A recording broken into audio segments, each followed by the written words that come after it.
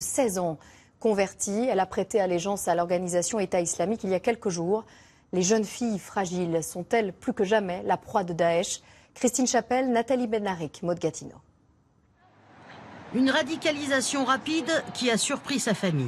La jeune fille de 16 ans avait soigneusement caché son ralliement à l'organisation de l'État islamique. Sa propre mère refuse encore d'y croire. Je tiens à dire que ma fille est innocente des accusations qu'on lui porte. Vous dites qu'elle a été complètement manipulée là, en fait. Totalement, par ce jeune homme, oui.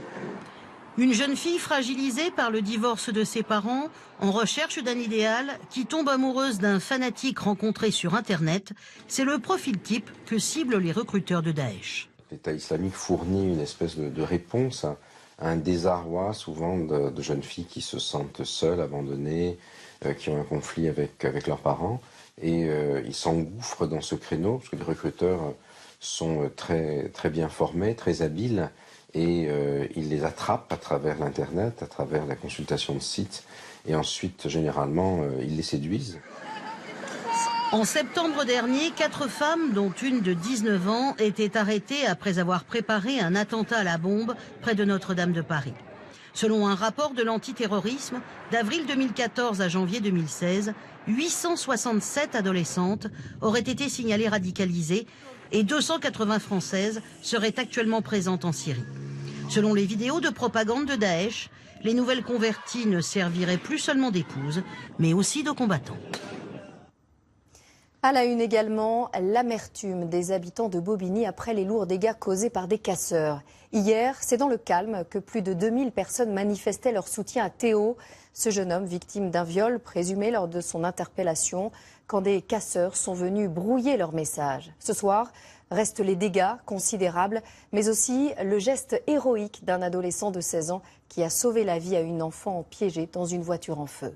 Antoine de Pressigou, Marjorie Marcillac, Michael Merle. Du verre partout, là où des abribus, des voitures ou des vitrines ont été saccagées. Ils ont cassé la vitre, celle-là, la première. Ils ont fait un grand caillou. Après, ils ont commencé par là, puis par là. Ils ont tapé avec des pierres, des cailloux, ils ont des marteaux, ils ont tout. Dans ce supermarché, les casseurs sont même repartis avec la caisse contenant la recette de la journée. Une bonne partie de ce quartier de Bobigny a été vandalisée, sous les yeux d'habitants effarés.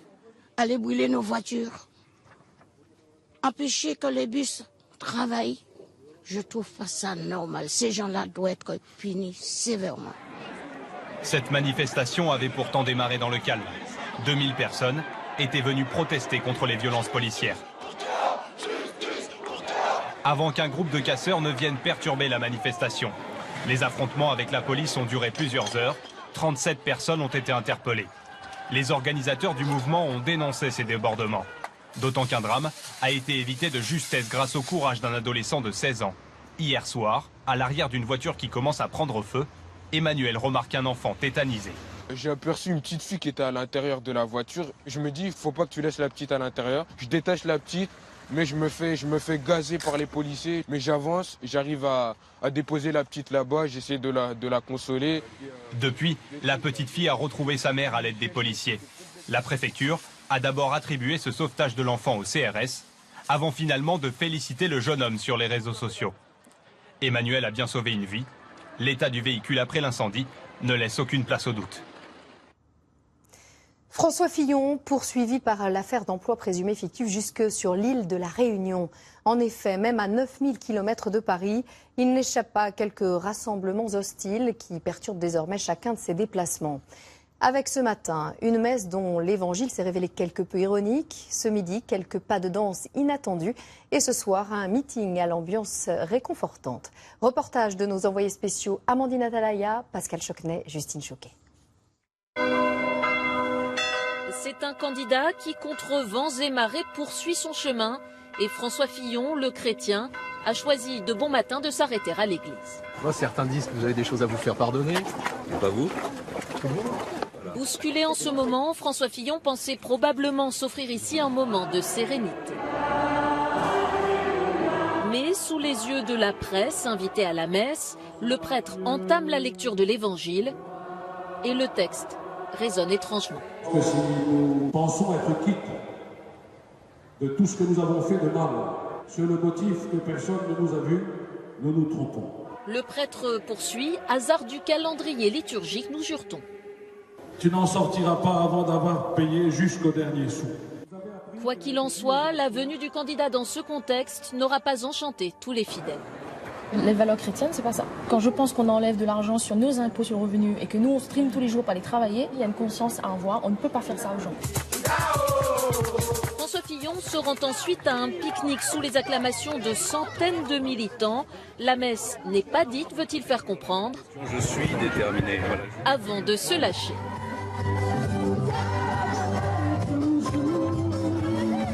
François Fillon exclut de se retirer. J'ai fait une évaluation de la situation, je ne suis pas une tête brûlée, confie-t-il, mais il répète qu'il ne sera pas candidat s'il est mis en examen. Et dans l'attente d'une décision de justice, pour la première fois depuis une semaine, François Fillon évoque l'affaire à la toute fin de son discours, dans une tentative d'être enfin audible sur son programme. Et la situation de François Fillon rebat décidément les cartes pour les autres candidats à l'Élysée. Nicolas Dupont-Aignan se voit en recours. Benoît Hamon s'imagine au second tour. Voici Partie de campagne, épisode 23. Il est signé Pierre Grange, Gianpiero D'Angeli. Je présente mes excuses aux Français. Je comprends rien à ce que fait et à ce que dit François Fillon. Marine Le Pen peut gagner l'élection présidentielle. J'aimerais bien que ça revienne à droite, mais ça malheureusement... On va retrouver. Toute la semaine, ils ont eu le sourire. Les militants de Nicolas Dupont-Aignan.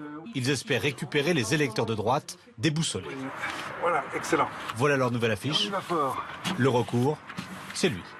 On a lancé cette opération d'affichage la semaine dernière quand on a constaté la désillusion autour du phénomène qu'incarne François Fillon. Ce phénomène est complètement en train de s'écrouler. François Fillon qu'il s'évertue à présenter comme un homme du passé. Hollande, Sarkozy, Juppé, Valls et maintenant Fillon. Qui c'est le champion? Le champion c'est Fillon. C'était pourtant la semaine où le candidat de la droite a fait taire les critiques dans son propre camp. Plus personne ne parle de le remplacer. La droite ne peut pas avoir d'autres candidats crédibles. Et il a remobilisé des militants en se plaçant en victime d'un acharnement médiatique. Merci aux nombreux journalistes. Les journalistes sont hués.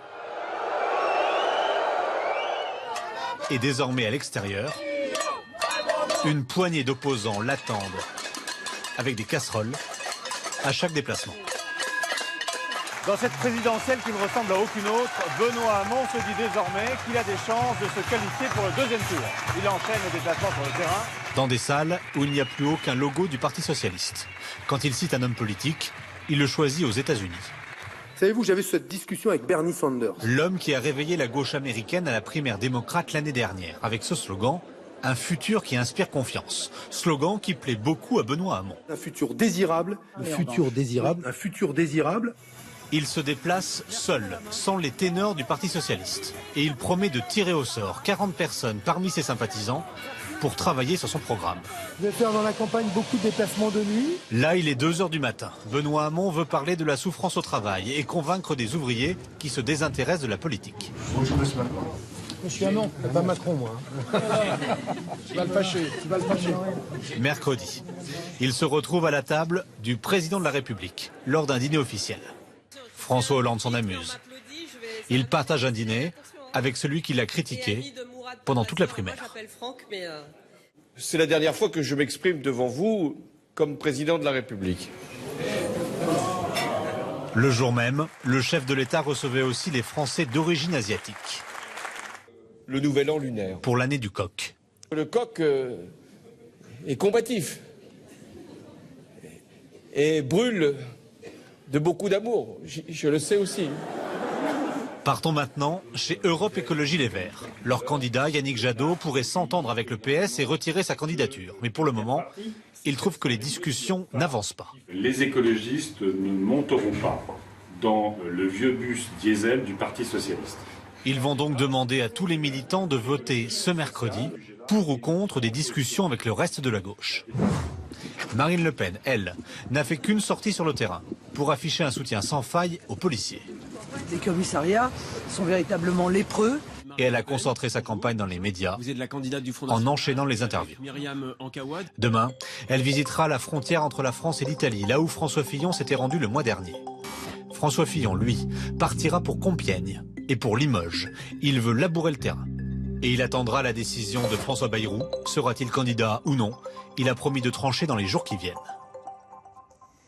Et ce sera sûrement l'un des temps forts de la campagne. Dans 2 semaines, le 54e Salon de l'agriculture ouvrira ses portes.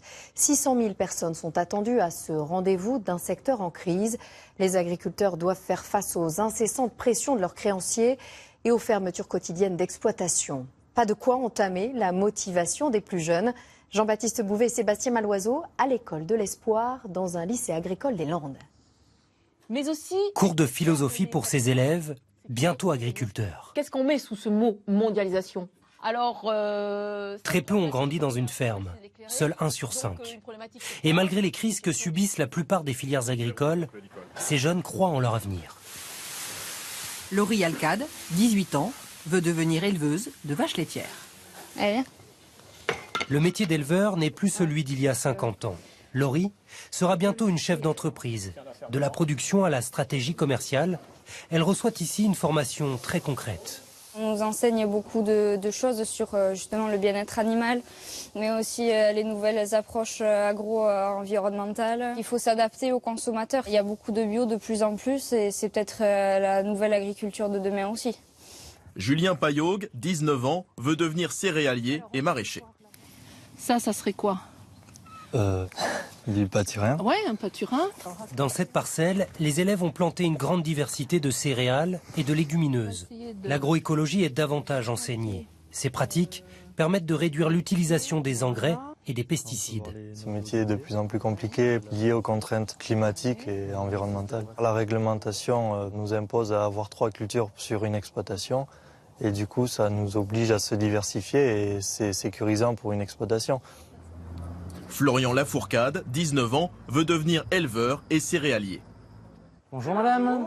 Comptabilité, gestion des stocks et communication. Florian se forme ici à la vente directe. Des saucisses, du saucisson. Moi, ce que je rêve, c'est de reprendre l'exploitation de mes 2 parents et de développer la vente directe qui est déjà présente sur l'exploitation. 3 saucissons. Traçabilité et confiance apparaissent ainsi comme les meilleures armes anti-crise. Quand un client vient nous voir, il aime bien discuter, il aime bien savoir l'origine des produits, voir la qualité que propose l'agriculteur. Se libérer davantage des intermédiaires, fixer eux-mêmes leurs prix, moins s'endetter, voilà comment ces futurs agriculteurs espèrent mieux vivre de ce métier. L'armée de l'air espère avoir trouvé une nouvelle réponse dans la lutte contre les mini-drones qui s'aventurent illégalement au-dessus des sites sensibles comme les centrales nucléaires. Depuis l'été dernier, elle teste en toute discrétion l'utilisation d'aigles pour intercepter en plein vol des engins indésirables. Olivier Santiki, Christophe Niolac et Didier Legendre ont pu découvrir en avant-première cette méthode prometteuse et ces oiseaux racés aux performances exceptionnelles. L'évaluation a commencé l'année dernière. Dans le plus grand secret, l'armée de l'air achète les œufs de 4 aigles royaux et entreprend des tests spectaculaires sur la base aérienne de Mont-de-Marsan. L'interception de drones par les oiseaux de proie pour lutter contre cette nouvelle menace aérienne. Au moment de l'impact, dans les serres, une pression de 250 kg au centimètre carré. C'est le rapace le plus puissant de la nature, donc il est capable de voler jusqu'à 90 km/h, de monter jusqu'à à peu près 100-500 mètres pour intercepter. Donc il possède toutes les capacités de vitesse, de force aussi, de dimension pour attraper le drone. Voilà. Les fauconniers ont bien voulu équiper Aramis d'une caméra miniature pour nous permettre virtuellement de l'accompagner dans son vol. Un plongeon vertigineux depuis la tour de contrôle. Une première approche infructueuse. Un long virage pour se replacer dans le sillage de la cible, comme un avion de chasse. Et pour finir, l'estocade.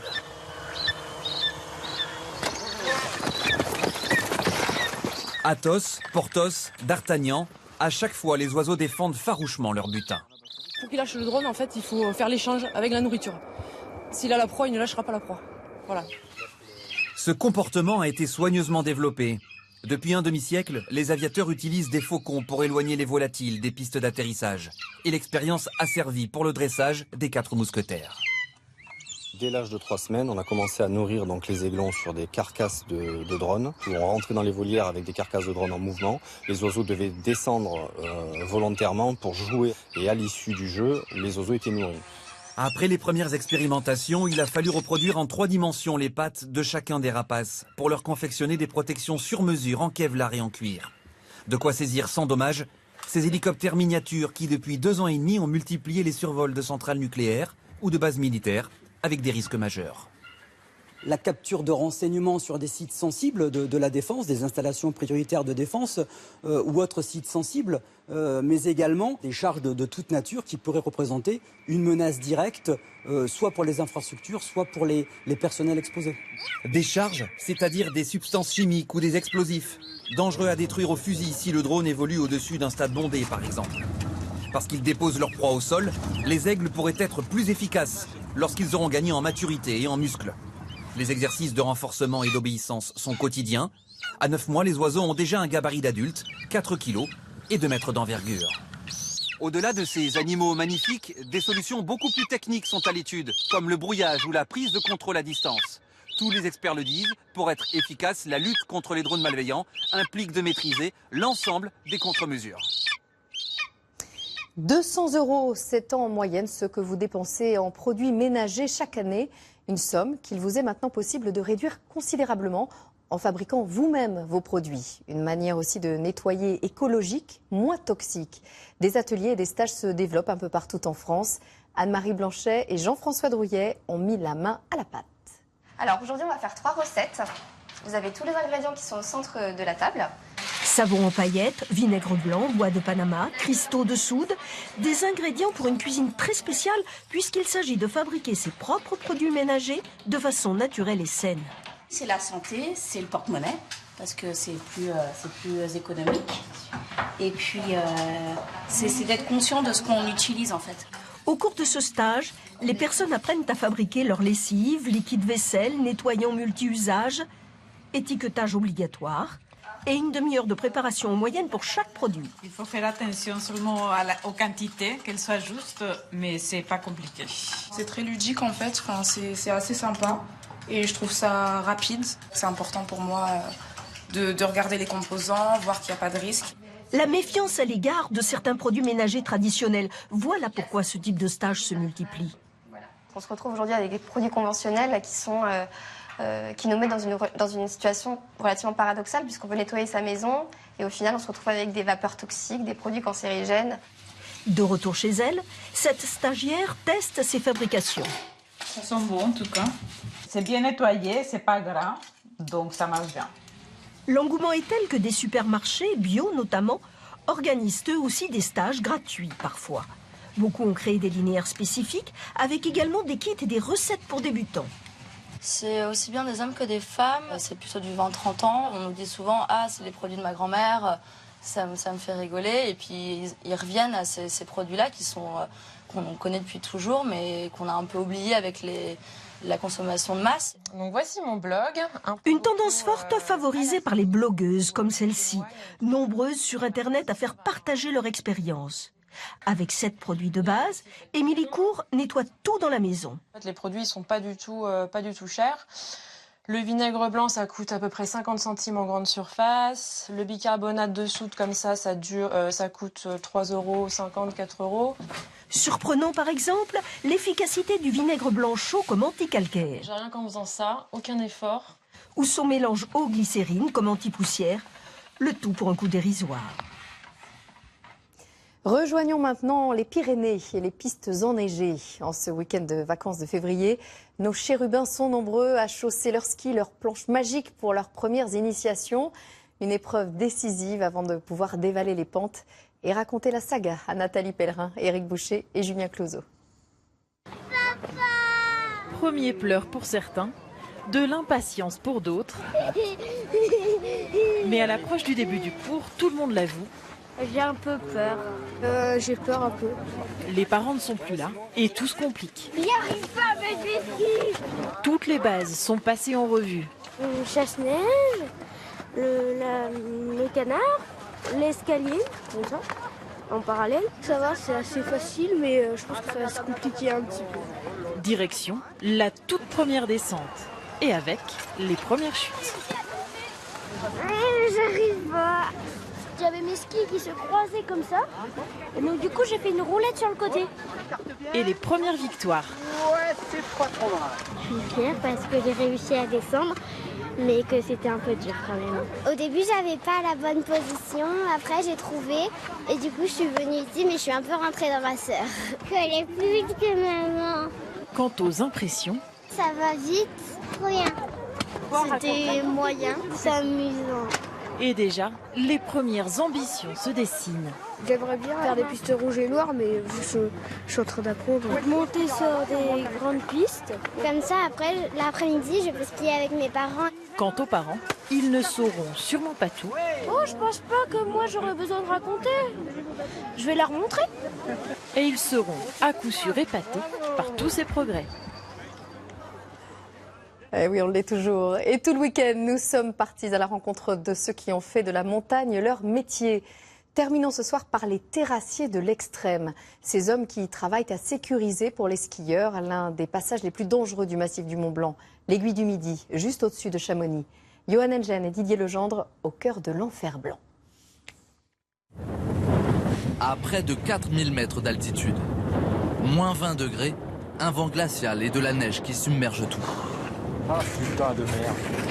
Malgré la météo, ces travailleurs alpinistes tracent le chemin sur l'arête de l'Aiguille du Midi. Mais le vrai danger est ailleurs.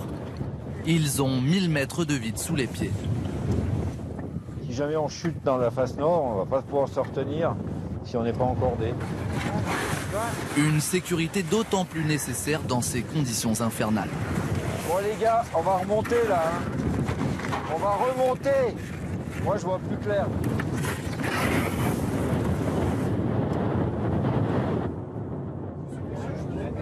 Le lendemain, retour à l'Aiguille du Midi. Pourrais m'envoyer la corde en bas s'il te plaît? De nouveau à pied d'œuvre sur ce même mur de neige dangereux. Le but aujourd'hui c'est d'attaquer la deuxième partie du chemin, donc de planter des piquets et après de mettre la corde jaune. Les gens qui n'ont pas l'habitude de marcher avec des crampons seront plus à l'aise sur ce chemin pour arriver en bas de l'arête et chausser les skis. Il ne nous reste plus qu'à creuser dorénavant. Des manœuvres de haut vol au-dessus de la vallée de Chamonix. Ils sont complètement fous. Déjà là, je suis pas rassurée. Alors là... Un travail dangereux mais aussi un travail extrêmement fatigant car à 3800 mètres, avec le manque d'oxygène, le moindre mouvement devient un véritable effort. Quand on met un coup de pelle ici, c'est comme si on en mettait 10 en bas. Ça te fait ça toi aussi, Rafouette? Tout à fait. L'itinéraire n'est pas encore sécurisé, mais ce matin, ils sont déjà nombreux à s'aventurer à petits pas sur cette arête vertigineuse. L'équipement de la face nord de l'arête, c'est essentiel pour nous en tant que professionnels ou amateurs de toute façon. Sans ça, ça bouchonnerait là sur l'arête, ce serait impraticable. En termes de danger, une fois qu'ils ont mis les piquets avec une main courante, on se rapproche du risque zéro. Grâce aux efforts des terrassiers de l'extrême, 50 000 skieurs et alpinistes empruntent ce passage chaque année pour grimper les sommets alentours ou skier au pied du Mont Blanc. Et venons-en à notre nouvelle rubrique du dimanche soir intitulée « Tribune libre ». Un regard décalé sur l'actualité sportive. Voici ce que vous n'avez vu nulle part ailleurs avec Damien Ferrero, Serge Joux et Pascal Marcelin.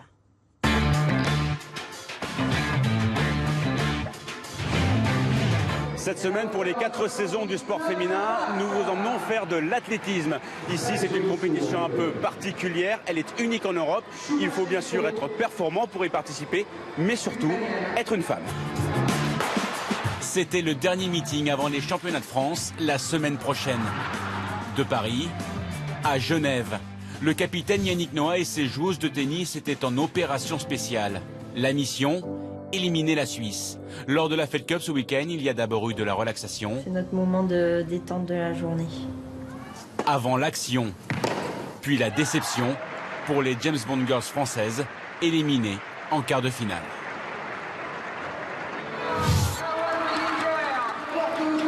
En tout, ils étaient près de 1500 personnes à être venues assister dans les tribunes à ce meeting 100% féminin. Sur la perche, le saut en hauteur, c'est énorme, c'est beau. Ça montre qu'il n'y a pas que les hommes dans la vie. Ces deux skieuses méritent d'être encouragées. Elles sont sœurs et sportives de haut niveau. Éléonore Sana est malvoyante et sa grande sœur Chloé est sa guide sur les pistes. Comme vous pouvez voir, j'ai un gilet fluorescent et on a toutes les deux des écouteurs et un micro. Et donc on s'entend tout le temps. Et donc à chaque fois, moi je lui dis hop quand je passe la porte, comme ça elle sait qu'elle doit prendre son appui. Et voici ce que voit la vice-championne du monde belge sur les pistes de ski. On peut imaginer que je vois comme si on mettait des couches de papier collant, quoi. Parmi les athlètes, Mélina Robert-Michon, vice-championne olympique du lancer du disque cet été à Rio. Elle est la marraine de ce meeting. Mélina, en quoi était-ce important pour vous d'être ici ce soir? C'est important de mettre en avant justement le sport féminin. Et en athlète, je pense qu'on a une chance, c'est d'avoir les championnats pour les hommes et les femmes en même temps, au même endroit, au même moment, sur la même piste. Et peut-être que c'est justement une des pistes à réfléchir pour les autres sports. L'avenir, ce pourrait être aussi des compétitions mixtes, comme en voltige aérienne. La Française Mélanie Astle termine 3e ce week-end à Abu Dhabi lors de la première manche du championnat. Et partons maintenant visiter la cité antique de Petra. La Jordanie connaît ces derniers mois une embellie touristique, la première depuis les printemps arabes. Le joyau du pays reste Petra, la cité nabatéenne vieille de 2300 ans. Les archéologues y ont découvert de nouveaux sites inconnus grâce à des satellites. Ils estiment que 80% de la ville est cachée sous terre. Reportage dans un autre monde de Benoît Cristal et Fabrice Hamzel. Pour découvrir tous les mystères de Petra, il faudrait être un oiseau. Explorer les 700 tombes de la nécropole. Voler d'une montagne à l'autre. Se perdre dans les sommets. Suivez le guide, vous êtes perdu. Venus de France, allons-y, en avant. Ces randonneurs ont fait 3 heures de marche pour découvrir le chef-d'œuvre de cette cité taillée dans le roc, il y a 2300 ans. Et là, voilà ce que vous attendez. Hein. Bon, voilà le trésor. Petra, c'est un ensemble, mais le trésor, c'est vraiment le vrai bijou, si vous voulez, de Petra. Une vue imprenable sur le Casné, la tombe d'un roi nabatéen dont le nom reste inconnu. Votre rêve est réalisé. Merci. C'est notre groupe qui est là, il n'y a personne d'autre, c'est magnifique. Seul un quart de la cité antique se visite aujourd'hui. L'histoire des Nabatéens, les ancêtres des Bédouins qui ont fondé ce royaume, reste encore à découvrir. Les archéologues du monde entier explorent Petra depuis plus de 150 ans maintenant. Et pourtant, ils sont passés à côté de nombreux monuments. Car pour les voir, il fallait prendre de la hauteur, redécouvrir Petra depuis le ciel, grâce à des drones, voire plus haut encore, grâce à des satellites d'observation. L'archéologue Raïs Touaissi pensait tout connaître de Petra. Pourtant, l'été dernier, les observations par satellite ont révélé sous cette colline l'existence d'un immense bâtiment oublié. Là, on est sur le site archéologique. Regardez, il suffit de se pencher et on trouve les pièces des mosaïques qui décoraient le sol. On pense qu'elles datent de l'époque byzantine. Il s'agirait de l'un des plus grands vestiges de Petra, détruit par un tremblement de terre. Longue de 60 mètres, décorée de colonnes, cette plateforme était sans doute un lieu de culte, situé au centre de la cité antique. Aujourd'hui, certains parlent d'archéologie de l'espace. Et c'est vrai qu'avec ces images en haute résolution, on peut explorer certaines zones. Exactement comme cette plateforme où nous nous trouvons. Pour l'heure, aucun projet de fouille n'existe sur ce nouveau site. La Jordanie, qui n'a pas les ressources financières, fait appel aux partenariats étrangers pour redonner vie aux trésors oubliés de Petra.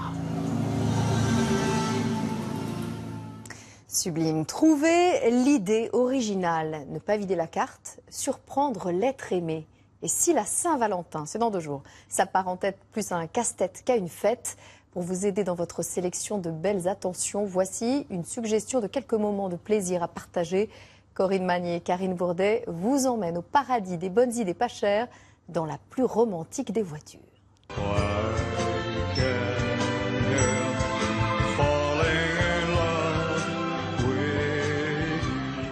Élu, ville romantique, commençons notre balade à Paris et en 2 chevaux.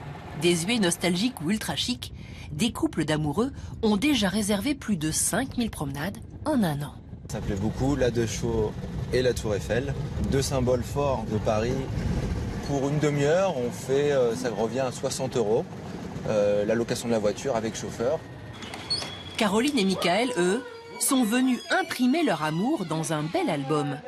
C'est un coffret cadeau qui leur a donné l'idée de cette séance photo dans un studio professionnel. Alors, on colle un tout petit peu les visages tous les deux, voilà, comme ça. Ah bah ça c'est super. On colle un petit peu comme ça, on respire. C'est quelque chose qui reste et qu'on va pouvoir regarder plus tard, transmettre à nos enfants. Bon, remontons dans notre 2 chevaux rose. Nous avons quelques courses à faire pour célébrer cette Saint-Valentin. Envie d'une pâtisserie pour fondre de plaisir? Allons-y. Vous avez des framboises toutes fraîches, un biscuit et vous avez du citron vert et des fèves de tonka. Voilà madame. Un cœur de gourmandise pour moins de 20 € et un bouquet de fleurs fraîches cueillies la veille à livrer dans toute la France des 29 €.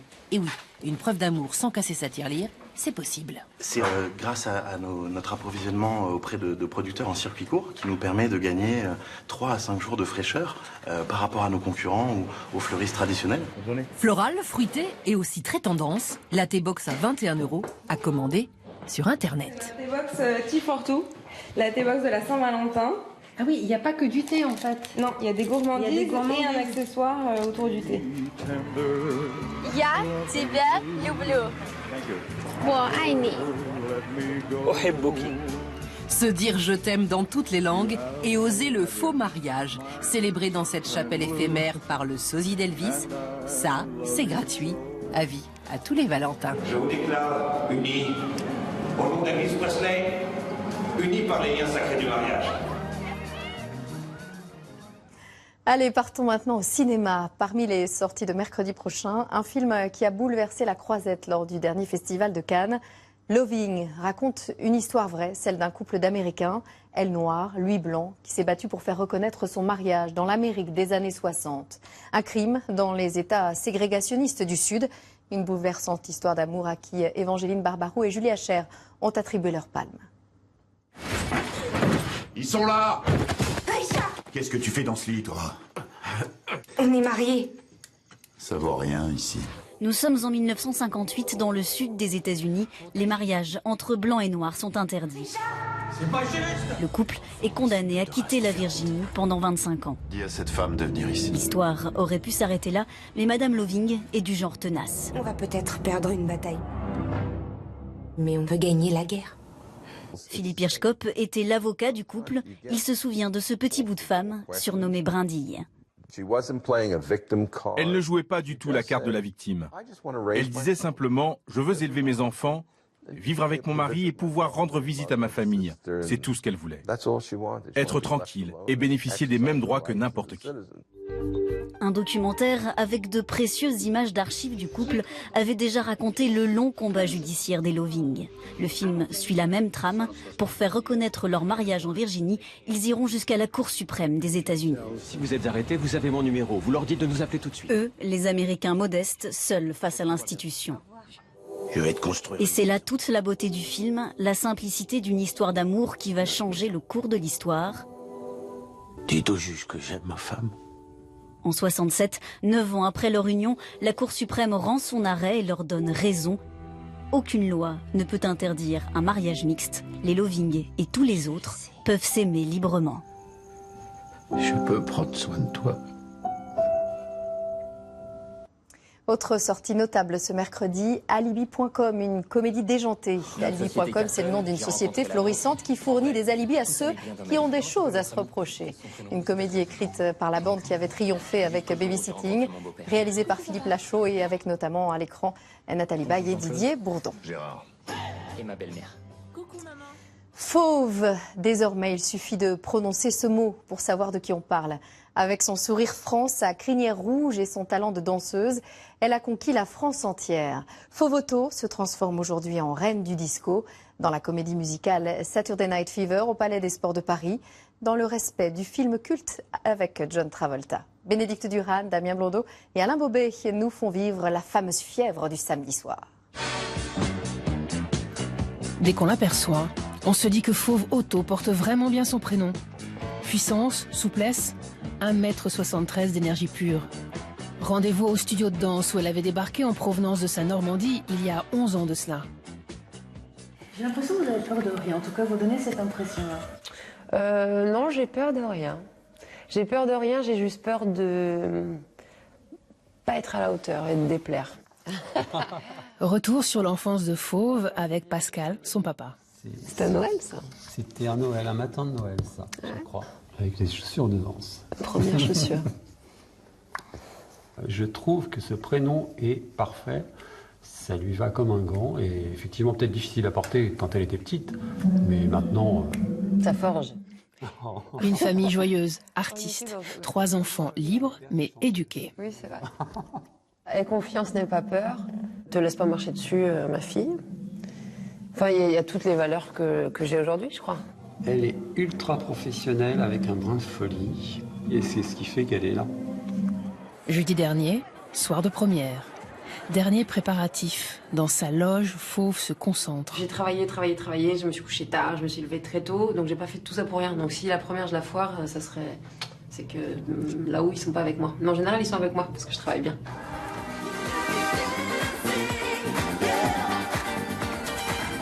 Le Palais des Sports se transforme en discothèque géante.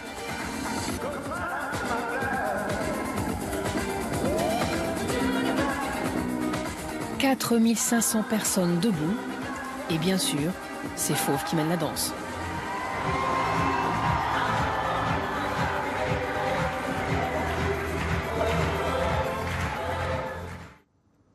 Voilà, c'est la fin de ce journal. Dans un instant, la météo d'Evelyne Delia, suivie de votre film du dimanche soir, les cultissimes bronzés font du ski.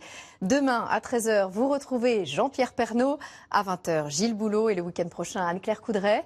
On se quitte en rendant hommage au chanteur américain Al Jarreau, dont nous avons appris la mort juste avant ce journal, à l'âge de 76 ans. Le seul à avoir remporté 7 Grammy Awards dans 3 catégories différentes, jazz, pop et R&B. Vous connaissez tous son tube Roof Garden. Très bonne soirée à tous. À bientôt.